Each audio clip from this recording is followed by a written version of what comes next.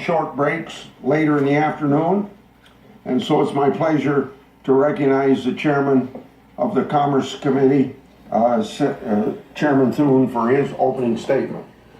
Thank you, Chairman Grassley. Today's hearing is extraordinary. It's extraordinary to hold a joint committee hearing. Mark. It's even more extraordinary to have a single CEO testify before nearly half of the United States Senate. But then Facebook is pretty extraordinary. More than 2 billion people use Facebook every month. 1.4 billion people use it every day.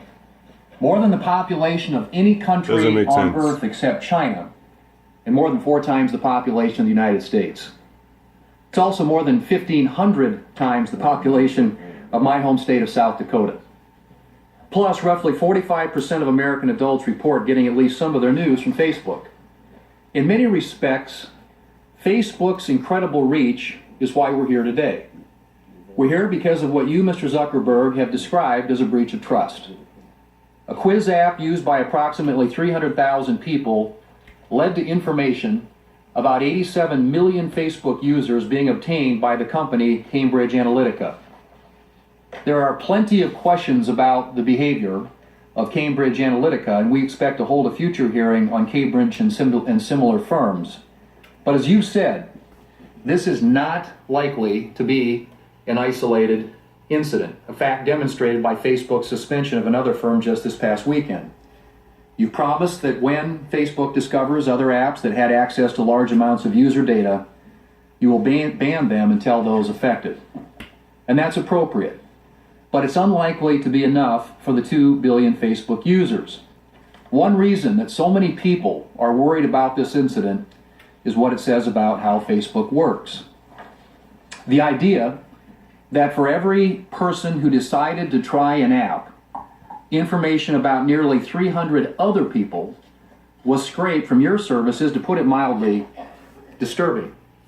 And the fact that those 87 million people may have technically consented to making their data available doesn't make most people feel any better.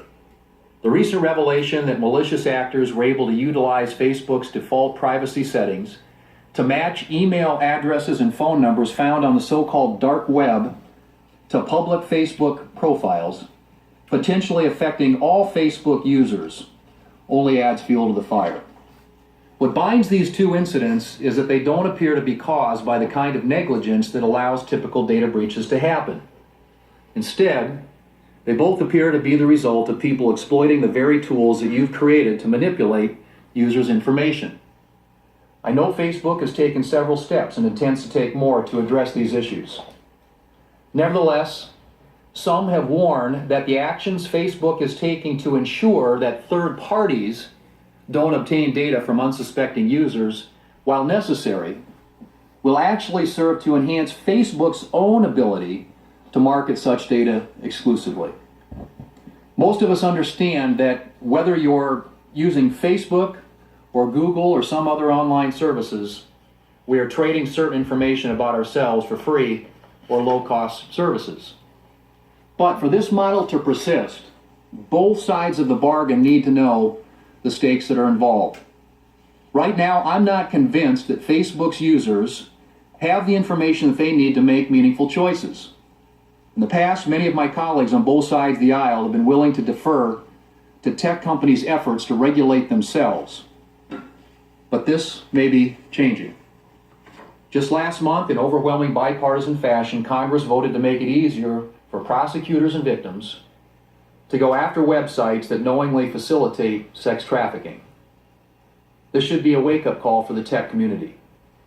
We want to hear more, without delay, about what Facebook and other companies plan to do to take greater responsibility for what happens on their platforms. How will you protect users' data?